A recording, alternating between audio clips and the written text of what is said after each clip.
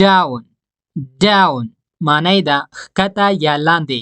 په جمله کې داسې استعمالو come down معنی ده ښکته راشه یا لاندې راشه.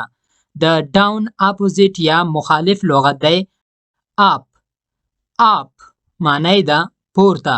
په جمله کې داسې استعمالو come up معنی ده پورته راشه یا پورته راوخیجه.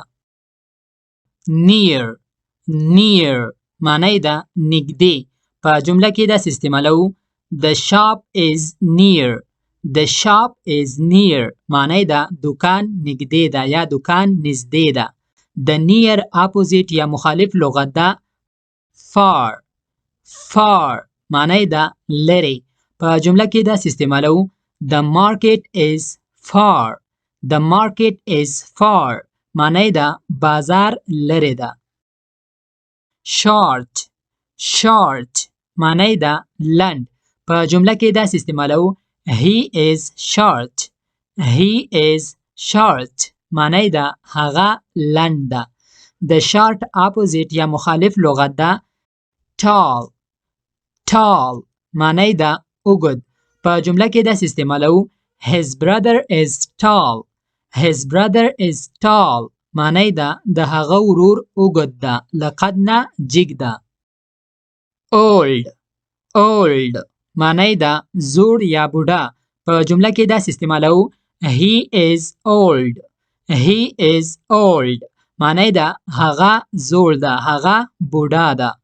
د old opposite یا مخالف لغت ده young معنی ده ځوان. په جمله کې داسې استعمالو he is young معنی ده هغه ځوان ده هغه زلمی ده.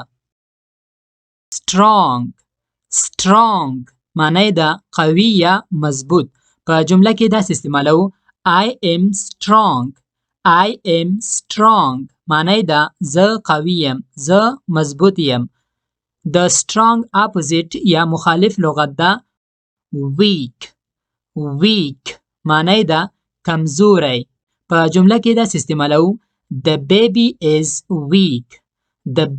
is weak معنی ده ماشوم کمزوری ده. light معنی ده سپک. په جمله کې داسې استعمالو the bag is light معنی ده bag سپک ده.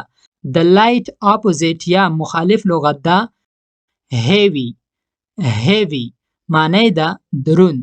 په جمله کې داسې استعمالو the box is heavy معنی ده بکس دروند ده. clean معنی ده پاک صفا یا سوتره. په جمله کې داسې استعمالو the room is clean معنی ده کوټه پاکه ده یا کمره پاکه ده. د clean opposite یا مخالف لغت ده dirty معنی ده ناولی یا چټل یا ناپاک. په جمله کې داسې استعمالو the baby is dirty معنی ده ماشوم چټل ده یا ماشوم خیرن ده. rich معنی ده مالدار یا شتمن. په جمله کې داسې استعمالو he is a rich man معنی ده هغه یو مالداره سړی ده یا هغه یو مالداره شخص ده. د rich یا مالداره opposite یا مخالف لغت ده poor معنی ده غریب. په جمله کې داسې استعمالو we are poor معنی ده مونږ غریبان یو. beautiful معنی ده ښایسته یا ګلالی. په جمله کې داسې استعمالو the flower is beautiful معنی ده ګل ښایسته ده.